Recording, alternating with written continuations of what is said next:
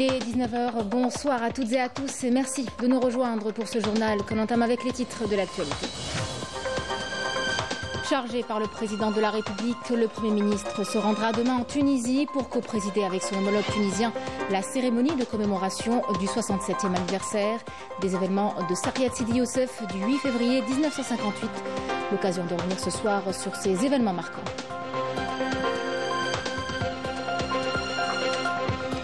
Troisième jour de la visite officielle en Inde du général d'armée Saïd Changriha, ministre délégué auprès du ministre de la Défense nationale, chef d'état-major de l'ANP, où il s'est entretenu avec le général d'armée, chef d'état-major de la défense des forces armées indiennes.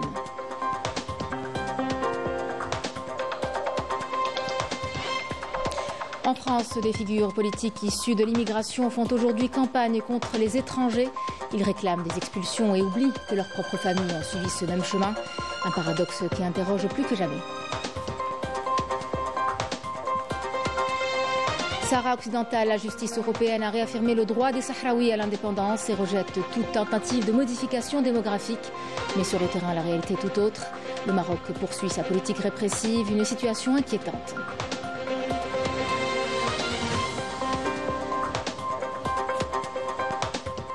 Mesdames, Messieurs, bienvenue à vous. Chargé par le président de la République, Abdelmadjid Tebboune, le Premier ministre Nadel Arbaoui arrivera demain à El Kef en Tunisie pour co-présider avec le chef du gouvernement tunisien, Kamel Madouri, la cérémonie de commémoration du 67e anniversaire des événements de Sariyat Sidi Youssef. Un moment de recueillement et de mémoire rappelant les sacrifices et l'histoire commune de la lutte des peuples algériens et tunisiens contre le colonialisme français pour recouvrer la liberté et la dignité. L'occasion aussi d'aborder l'avenir avec des discussions sur le renforcement de la coopération bilatérale, une volonté commune portée par le président de la République Abdelmadjid Tebboune et son frère le président Kais Saïed, qui œuvrent tous deux à consolider un partenariat stratégique entre les deux pays. Le Premier ministre Nadel Arbaoui sera accompagné de plusieurs membres du gouvernement, dont le ministre de l'Intérieur, des collectivités locales et de l'aménagement du territoire, Brahim Erad, du ministre des Moudjahidines et des ayants droit, L'Aïd Biga, ainsi que du secrétaire d'État chargé de la communauté nationale à l'étranger, Sofiane Chaïb. Nous commémorons donc demain le massacre de Sariyat Sidi Youssef en Tunisie, où le 8 février 1958, l'armée coloniale française a frappé sans distinction. Des bombes ont rasé un village entier, touchant des civils, des enfants et des familles entières. Un tragique épisode de l'histoire commune entre l'Algérie et la Tunisie, gravé à jamais dans la mémoire des deux peuples. Retour ce soir sur ces événements marquants avec ce récit de Smaïl Benradia. Le 8 février 1958 est une date lugubrement célèbre dans l'histoire étroitement commune entre l'Algérie et la Tunisie. La France coloniale montrera son visage barbare à travers le bombardement de la petite localité frontalière Sariyat Sidi Youssef, accusée de servir de base de repli et d'aide logistique aux moudjahidines algériens de l'armée de libération nationale qui luttaient pour l'indépendance de leur pays. Ayant choisi un jour de marché hebdomadaire où la population se concentre pour faire les emplettes quotidiennes, l'aviation française lancera un raid d'une rare violence et bombardera des villageois innocents. Des enfants, des femmes et des personnes âgées seront tuées par les salves des avions de l'armée coloniale qui n'épargnera même pas les véhicules de la Croix-Rouge qui distribuaient des aides aux camps de réfugiés. L'école, le marché et les habitations tomberont en ruine sous les bombes meurtrières françaises, faisant plus d'une centaine de morts, dont des enfants âgés de moins de 11 ans et d'innombrables blessés. Le bilan du carnage est très lourd. L'ambiance était apocalyptique à Sariyat Sidi Youssef, qui sortira de l'anonymat d'une funeste et triste manière. Chaque année, l'Algérie et la Tunisie commémorent cette date symbolisant la barbarie coloniale de la France qui s'en est pris à d'innocentes victimes n'ayant aucun moyen de se défendre. Le 8 février est également un moment de communion entre deux pays frères qui n'ont jamais oublié ce massacre.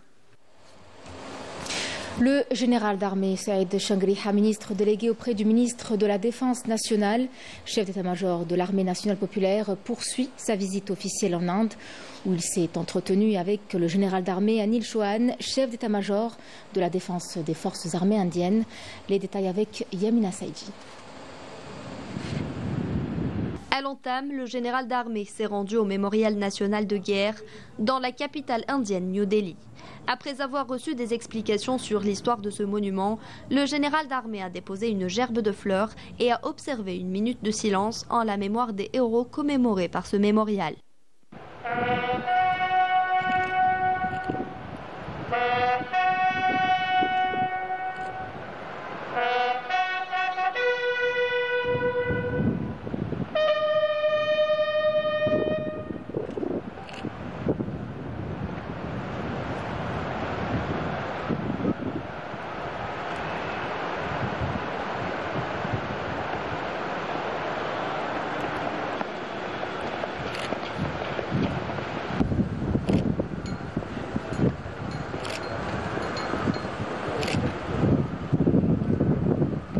Par la suite, au siège de l'état-major de la Défense, le général d'armée Saïd Changriha, ministre délégué auprès du ministère de la Défense nationale, chef d'état-major de l'armée nationale populaire, a été reçu par le général d'armée Anil Chauhan, chef d'état-major de la Défense.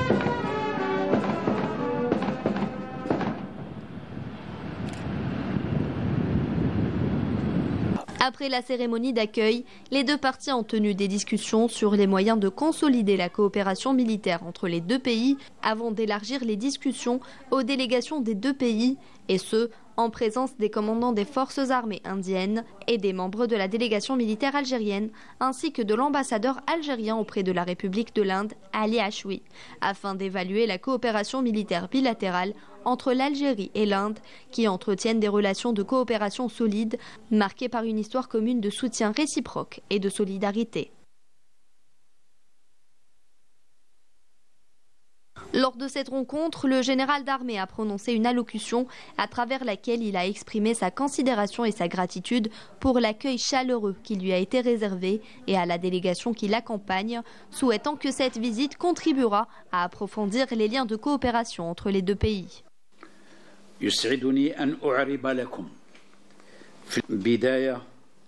Tout d'abord, il m'est agréable de vous faire part de ma profonde gratitude pour l'accueil et les marques d'hospitalité que vous nous avez réservées depuis notre arrivée en cette terre séculaire de l'Inde. Souhaitons que cette visite sera une occasion pour l'échange de points de vue sur les questions d'intérêt commun et une opportunité pour asseoir les bases d'une coopération militaire bilatérale.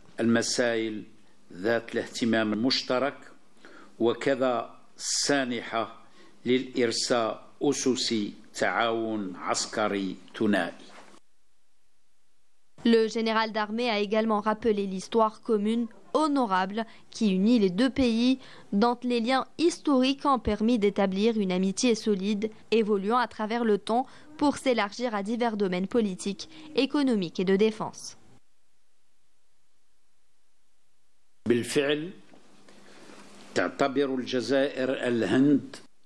En effet, l'Algérie considère l'Inde comme un modèle de progrès et de développement dans divers domaines, de la technologie à l'industrie, ouvrant ainsi des perspectives à nos deux pays pour examiner les moyens de consolider nos relations bilatérales et notre coopération militaire.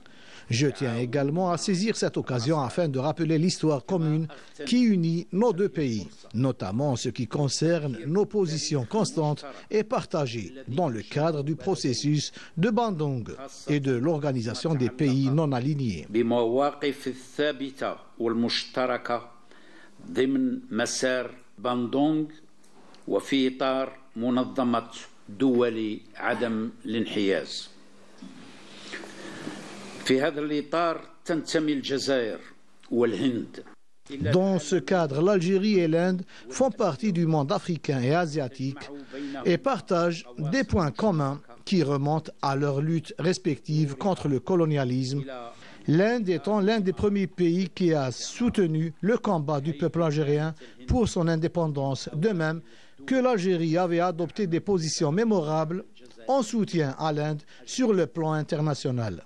Ces liens historiques ont contribué à bâtir une relation d'amitié solide, évoluant à travers le temps pour s'élargir à divers domaines politiques, économiques et de défense.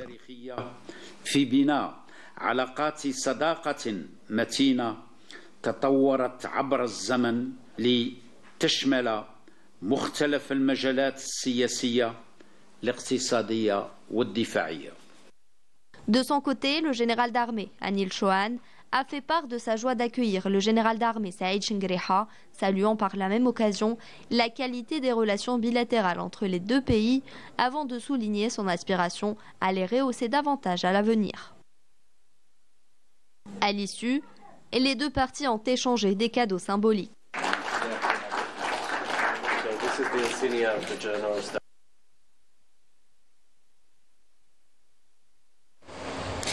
En qualité de représentant du président de la République, Abdelmadjid Tebboune, le ministre de la Communication, Mohamed Meziane, a été reçu à Accra, capitale du Ghana, par le président ghanéen John Dramani Mahama. Lors de cette rencontre, Mohamed Meziane a remis une lettre manuscrite du président de la République, Abdelmadjid Tebboune, à son homologue ghanéen, lui transmettant ses salutations fraternelles et ses aspirations à la consolidation des liens de coopération bilatérale et des efforts pour insuffler une nouvelle dynamique aux relations historiques entre les deux pays et les deux peuples frères, tout en consacrant leurs engagements en commun pour relever les défis régionaux et continentaux de manière à répondre aux aspirations de l'Afrique en matière de sécurité et de stabilité. L'Algérie est profondément préoccupée par la reprise du conflit dans l'est de la République démocratique du Congo et appelle à la retenue et à la désescalade dans la perspective de permettre la reprise du dialogue. C'est ce qu'a affirmé en tout cas aujourd'hui le représentant permanent de l'Algérie auprès des Nations Unies à Genève, Rachid Bladhan. On parle là d'un conflit qui engendre des violences systémiques, en particulier les attaques contre les civils, les femmes et les enfants, ainsi que des violations massives des droits humains et du droit humanitaire. Le diplomate a qualifié la situation de vulnérabilité extrême dont souffrent des millions de Congolais. Et on passe à présent à ce communiqué du ministère de la Défense nationale. Sauvetage de 15 candidats à l'immigration clandestine au nord-est des côtes de Boumerdès, dans le cadre des missions humanitaires des unités des gardes-côtes du commandement des forces navales relatives au sauvetage des vies humaines en mer et suite à la réception hier à 15h20 par le Centre régional des opérations de surveillance et de sauvetage en mer en première région militaire d'un signal de détresse indiquant la présence de migrants en danger à 27 miles marins au nord-est de Cap Djenet à Boumerdès. Une opération de sauvetage et d'évacuation a été immédiatement déclenchée sous la supervision du Centre national des opérations de surveillance et de sauvetage en mer des gardes-côtes du commandement des forces navales. 2 vedettes des gardes-côtes relevant du groupement territorial des gardes-côtes de Délis sont intervenues et ont réussi à secourir 15 candidats à l'immigration clandestine, 14 de nationalité somalienne, dont 2 mineurs et 1 du Soudan du Sud.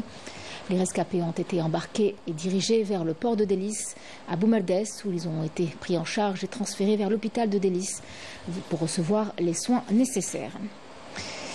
Un lieu qui raconte, témoigne et nous fait revivre une triste page de notre histoire. C'est tout de suite.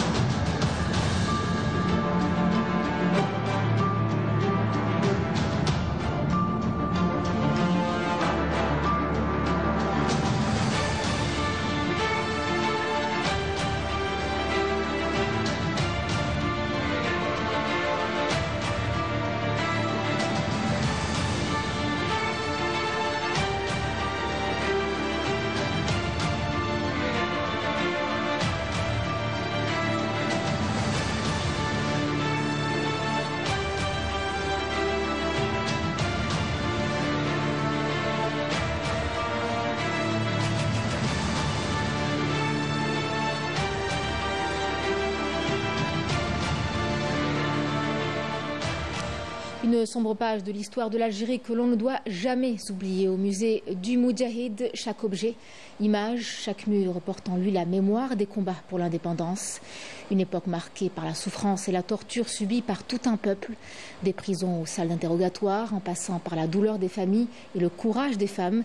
C'est tout un pan entier de notre passé qui se dresse ici parce que ce souvenir, c'est aussi rendre hommage. Feri El-Chir. Nous nous sommes rendus au musée du Moudjahid, un lieu de mémoire et de respect envers ceux qui ont combattu pour la liberté du pays. Parmi les visiteurs, un homme d'un certain âge attire notre attention. Son regard s'attarde sur les vitrines exposant les armes, les lettres et les objets personnels des combattants de l'indépendance. L'ennemi français a commis plusieurs tortures. Ils ont commencé au début par les massacres d'El Oufia à Al-Harraj, où plusieurs martyrs sont tombés au champ d'honneur. Sans oublier les victimes de la période de la résistance populaire et sans oublier aussi les enfumades commises par le colonialisme français comme les enfumades de la Dahra à Mostaganem en 1845, au cours desquelles des milliers d'Algériens sont morts dans cette enfumade.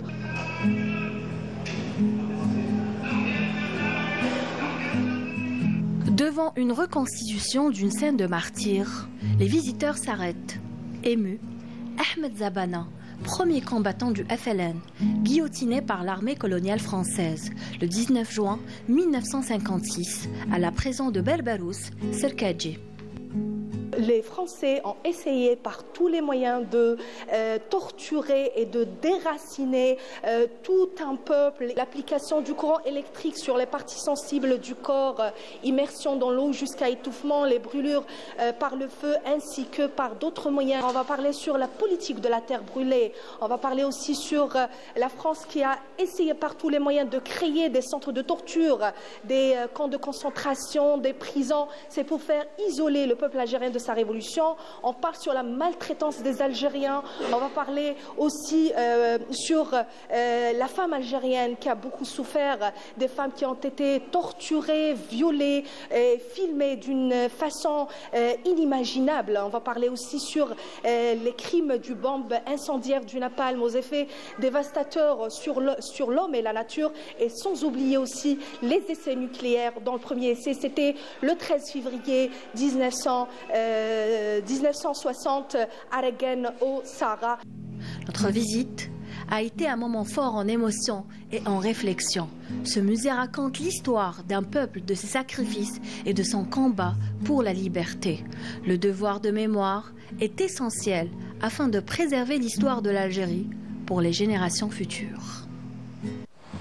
Et puis vous aurez l'occasion de suivre ce soir un nouveau numéro de votre émission Le Déshonneur avec Zohair Bendimrad et Amir Nebesh, consacré au bombardement de Saqiat Sidi Youssef. Une tragédie qui en dit long sur les atrocités commises par le colonisateur français. Ce nouveau numéro verra la participation de maître Fatma Ben Brahem, de Boukhalifa Mazid et de Mustafa Khiyaté. Le tribunal administratif de Melun, près de Paris, a annulé hier la décision d'expulsion prise à l'encontre d'un influenceur algérien qui avait été soumis à une obligation de quitter le territoire français sans délai. Saisi en urgence, le tribunal a jugé que la procédure menée par la préfecture de l'Hérault n'est pas fondée. Il a ordonné un réexamen de la situation de l'intéressé dans un délai de 3 mois. Il lui a accordé une autorisation provisoire de séjour pendant cette période. Cette décision de justice est un revers pour l'extrême droite et le ministre de l'Intérieur français, rejetant ainsi toute expulsion arbitraire du territoire. Et pourtant, certaines figures politiques françaises issues elles-mêmes de l'immigration font aujourd'hui campagne contre les étrangers. Un véritable paradoxe qui interroge comment peut-on prôner l'exclusion lorsqu'on doit son histoire à l'immigration. Ils dénoncent l'arrivée de nouveaux migrants, réclament des expulsions tout en oubliant que leurs propres familles ont suivi ce même chemin-là. Une contradiction flagrante qui illustre bien une montée inquiétante de l'extrémisme où le rejet ne vise pas tant l'immigration mais certaines origines en particulier. Yamina Saïdji. Dans le monde de la politique française, parlant d'un phénomène qui ne relève ni des ouvrages de pensée profonde, ni des leçons d'histoire. On voit des leaders de l'extrême droite brandir les étendards de l'hostilité envers l'immigration. Aujourd'hui, l'extrême droite fait campagne sur la pureté nationale, l'Europe aux Européens et la fermeture des frontières. Pourtant, Ce pays, qui se targue d'être une terre d'accueil et de droit universel, oublie commodément son propre passé. Il pointe du doigt les immigrés alors qu'il s'est construit grâce à eux. Jordan Bardella, figure montante de cette rhétorique xénophobe, fustige l'immigration et prône l'expulsion des étrangers. Mais ironie du sort, son grand-père était un immigré italien arrivé en France dans les années 1930. Et sa grand-mère, qui n'était pas une fille de la Révolution française, mais plutôt une immigrée du Sud. Il dénonce les dangers de l'immigration, alors que même son nom, les Français peinent encore à le prononcer. Et je dois vous dire, Monsieur Bardella, que quand vos ancêtres personnels sont arrivés en France, je crois que vos ancêtres politiques disaient précisément la même chose que ce que vous dites aujourd'hui. Et je trouve ça dramatique qu'aujourd'hui, vous soyez dans la peau de vos ancêtres politiques de l'époque. Parce qu'on disait la même chose. On disait que les Italiens ne pouvaient pas s'intégrer en France, on disait que les Espagnols ne pouvaient pas s'intégrer en France. Vos ancêtres politiques, ils étaient contre l'immigration. Monsieur Marchais, le patron du Parti communiste, il était très opposé à l'immigration parce que ça faisait de la concurrence pour les travailleurs français. Et on a construit ensemble ce beau pays qui s'appelle la France. Et on l'a construit grâce aussi à ces vagues d'immigration. Et vous savez, aujourd'hui, par exemple, il y a un travailleur sur 10 dans ce pays qui est un travailleur immigré. Eh bien, je vais vous dire, plutôt que de les dénigrer de manière systématique, vous devriez les remercier. Et de l'autre côté de la scène politique, Éric Zemmour apparaît comme l'homme qui veut être plus français que les Français eux-mêmes. Arpentant les rues en gardien autoproclamé de l'identité nationale, il prêche la pureté de la nation et agite la menace de l'islam et de l'immigration. Pourtant, il oublie ou préfère oublier que sans le décret Crémieux, il ne serait même pas français. Ce même décret qui a accordé la nationalité à ses ancêtres. La liste de contradictions est longue. Sarah Nafo, sa conseillère, s'alarme du danger que représentent les étrangers et réclame l'arrêt de l'immigration. Mais quelque part, dans les archives du ministère de l'Intérieur, son nom figure parmi ceux des familles venues de l'autre rive de la Méditerranée. Il dénonce les migrants comme une menace, alors que leur propre histoire familiale raconte une autre réalité, celle de familles traversant la mer à la recherche d'une vie meilleure. Et si la scène devait devenir encore plus absurde, il suffirait d'y ajouter Elit Hatem, conseiller de Marine Le Pen, ou Georges Massiha, cet homme venu du Moyen-Orient, soudainement devenu plus nationaliste que les Français eux-mêmes. Il prône l'exclusion et plaide pour une France authentique, tout en incarnant la plus grande des contradictions, car leur problème n'est pas l'immigration en soi, mais uniquement celle qui concerne les Arabes, les Africains et les musulmans. Il est clair que la pire forme de racisme vient de ceux qui renient leurs propres origines et qui passent leur vie à tenter désespérément de prouver leur appartenance à quelque chose qui, au fond, les reniera à jamais. Au Sahara occidental, la répression contre les Sahraouis ne faiblit pas. La justice européenne vient pourtant de réaffirmer leur droit à l'indépendance et rejette toute tentative de modification démographique. Mais sur le terrain, vous verrez que la réalité est tout autre. Le Maroc durcit sa politique. Intimidation, violence et expulsion. Même les journalistes venus témoigner sont empêchés d'entrer. Une situation qui inquiète les défenseurs des droits de l'homme alors que le processus de décolonisation reste toujours en suspens. Amira Sefta. La Cour de justice européenne a rejeté catégoriquement la demande du commissaire européen dont l'objectif était de déformer la structure démographique du Sahara occidental. Ce refus réaffirme le droit du peuple sahraoui à l'autodétermination. Par ailleurs, l'Observatoire international de surveillance des richesses du Sahara occidental a révélé que la décision incluait également le rejet d'une demande visant à rectifier certains paragraphes des jugements rendus en 2024. Dans ces décisions, la Cour a précisé qu'il existait une distinction entre les habitants du Sahara occidental et le peuple sahraoui, c'est-à-dire entre ceux qui résident dans la région et ceux qui, en tant que peuple, détiennent le droit à l'autodétermination, droit dont la détention a été longtemps écarté, tout en sachant que ce dernier est l'unique détenteur légitime de l'avenir du territoire. Au niveau des territoires sahraouis occupés, la répression des voix libres soutenant la cause bat son plein. Le régime du Marzen poursuit sa politique d'expulsion arbitraire et d'intimidation à l'encontre de tous les activistes, défenseurs des droits humains et journalistes, afin d'occulter les violations répétées des droits de l'homme dans ces territoires. Moins de 2 semaines après, le dossier des atteintes du régime du Marzen s'est enrichi de l'expulsion du journaliste Francis Carion de l'aéroport de Dakhla, où il s'était rendu pour soutenir les Sahraouis en général et défenseurs des droits de l'homme en particulier. J'ai été intercepté à l'aéroport de Dakhla. J'ai été empêché même d'entrer dans la ville. J'ai passé 1h10 à l'aéroport, durant lesquelles mon passeport a été contrôlé, puis je suis parti sans accomplir ma mission. Ils ont essayé de confisquer nos téléphones. Nous avons subi des abus verbaux, au cours desquels j'ai subi une blessure oculaire.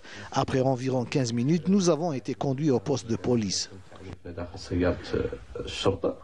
Plusieurs organisations qui avaient déjà dénoncé par le passé les pratiques de l'occupation marocaine ont exigé le respect du cadre légal applicable au Sahara occidental, actuellement placé sous la responsabilité des Nations Unies. En attendant, le processus de décolonisation et le respect des résolutions du droit international ainsi que de la légitimité internationale. Au siège de l'ambassade de la République arabe sahraoui démocratique, une conférence de presse a été animée par Nicolas Nirop, chargé de la campagne politique de Laura Regalo, membre de l'Organisation globale de l'action du Danemark. La conférence s'est tenue en présence de l'ambassadeur de la RASD. Une rencontre qui a été une occasion pour les deux intervenants de réitérer leur soutien à la cause sahraoui. Les deux participants ont souligné leur volonté de continuer à soutenir et défendre les justes causes dans le monde, telles que la cause palestinienne. C'est au Maroc même que la colère monte face à une crise sociale qui s'aggrave. Des milliers de Marocains ont manifesté pour dénoncer la cherté de la vie ainsi que l'échec des politiques économiques. Une mobilisation qui dépasse la simple grogne et devient le reflet d'un profond malaise. Pendant que les dirigeants gardent le silence, la rue, elle, fait entendre sa détresse. Badea Marni. Répondant à l'appel de nombreux syndicats et organisations des travailleurs, des milliers de Marocains sont sortis dans la rue pour exprimer leur ras-le-bol face à une situation sociale insoutenable. C'est une grève réussie. Nous poursuivons notre mouvement si le dialogue n'est pas instauré.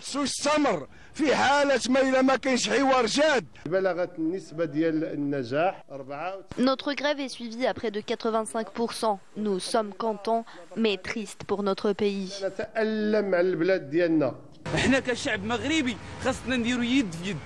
Nous, Marocains, devons être solidaires pour contrecarrer le gouvernement et ses décisions.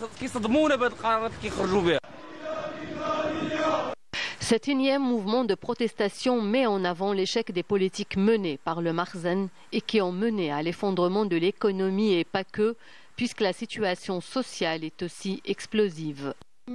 Les projets sont inscrits seulement sur du papier. Il faut une révolution populaire car la situation est catastrophique. Le pouvoir d'achat des citoyens a reculé face aux augmentations des prix des produits alimentaires et du carburant. C'est dommage. Nous assistons aujourd'hui au financement de certaines organisations par l'argent de la drogue. Cette grève n'est que le début d'un lent mouvement de protestation. Il faut trouver des solutions aux problèmes du peuple.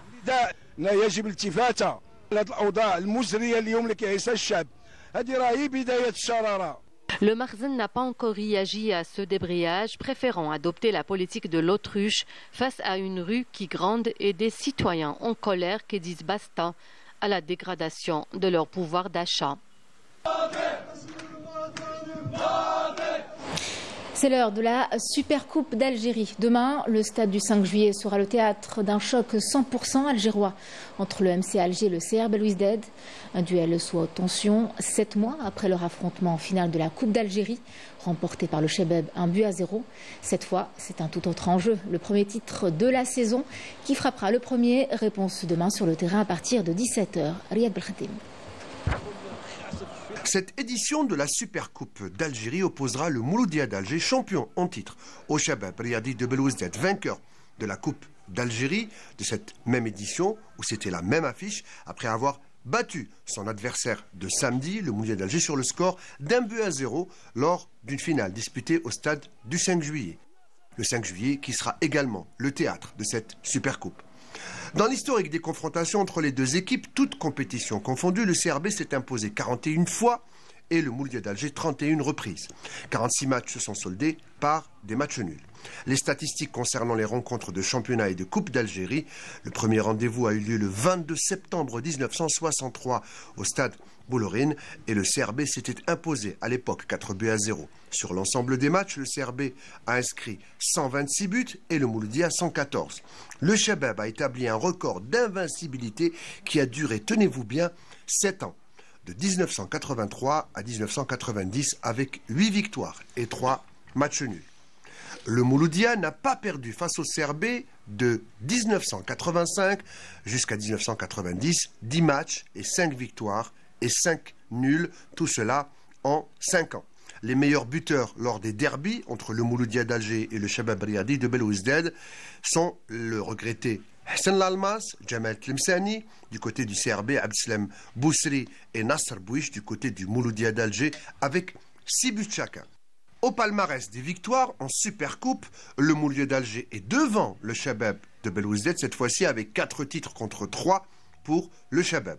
En cas de victoire du CRB, ce dernier rejoindra au nombre de trophées son adversaire de samedi, ainsi que l'USMA d'Alger et l'Entente de Sétif qui ont également remporté le trophée 4 fois. La dernière Supercoupe jouée en 2020 avait vu le Chabab Riadi de Belouizdad s'imposer face à l'USMA d'Alger sur le score de 2-1.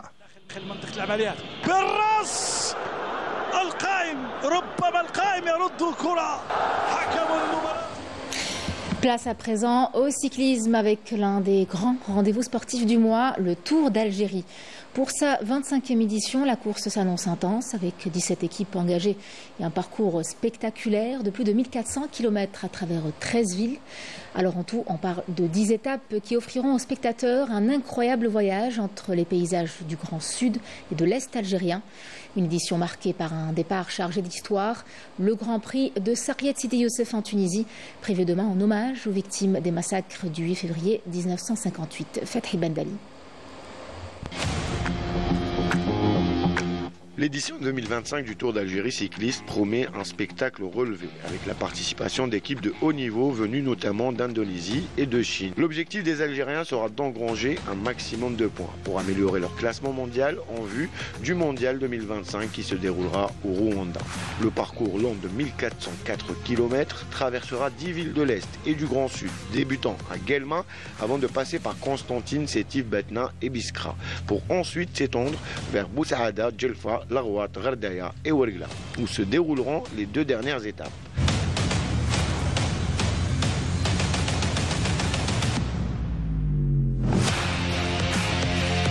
En marge de ce tour, 3 grands prix sont au programme. Celui de Sarriet Sidi Youssef en Tunisie en hommage aux victimes des massacres coloniaux de 1958. Le Grand Prix de la Sonatrach à Hassim Saoud célébrant la nationalisation des hydrocarbures. Et enfin, le Grand Prix d'Alger, Jamal Boukercha rendant hommage à l'ancien journaliste de la chaîne 3 de la radio algérienne. Placés sous l'égide de l'UCI et de la Fédération algérienne de cyclisme, ces événements seront encadrés par un collège de commissaires présidé par le Belge Patrick Demanteur. Pour rappel, la précédente édition, disputée dans l'ouest du pays, avait vu la victoire de l'Algérien Nassim Saïdi de Madar Pro Cycling.